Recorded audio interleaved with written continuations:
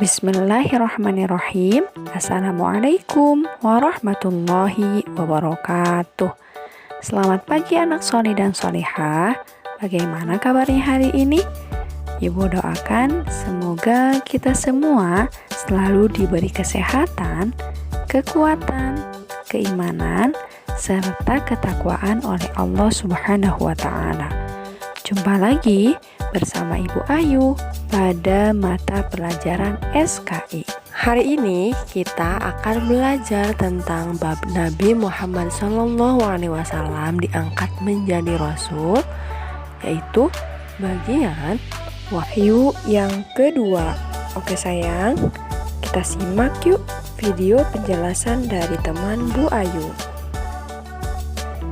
Setelah mendapat nasihat dari Warokah bin Naufal, Nabi Muhammad berharap menerima perintah wahyu yang kedua.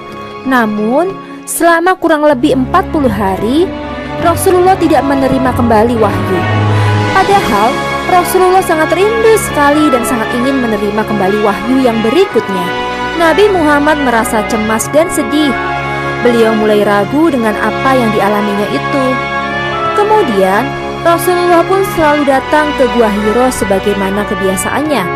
Di dalam sejarah Islam, masa terputusnya wahyu untuk sementara ini disebut dengan Fatratul Wahyi atau masa berselangnya wahyu.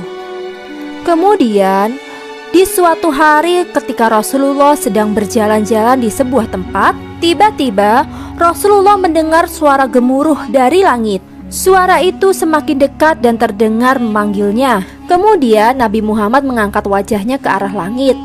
Rasulullah melihat malaikat yang pernah mendatanginya saat di Gua Hiro. Malaikat itu sedang duduk di antara langit dan bumi.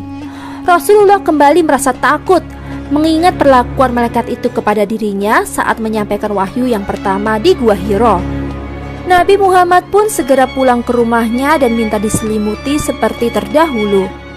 Ketika sedang berselimut, suara tadi terdengar lagi dengan sangat jelas dan membacakan wahyu surat Al-Muddatsir ayat yang ke-1 sampai yang ke-7, yang artinya adalah sebagai berikut.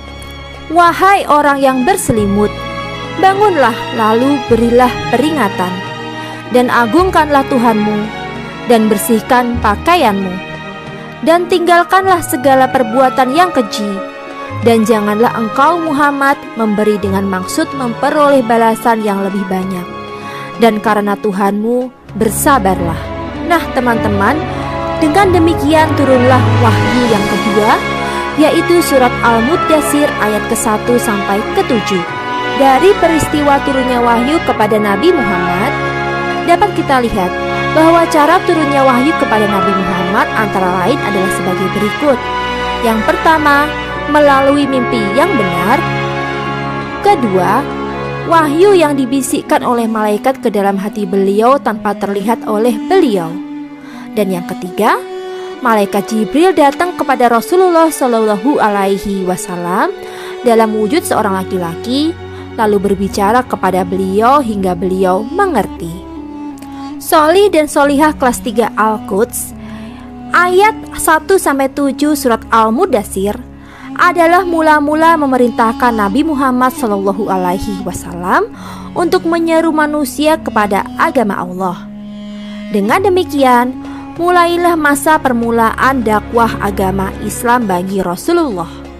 Baiklah teman-teman, dengan demikian tuntas sudah ya materi pelajaran ke-8, yaitu tentang Nabi Muhammad SAW diangkat menjadi Rasul.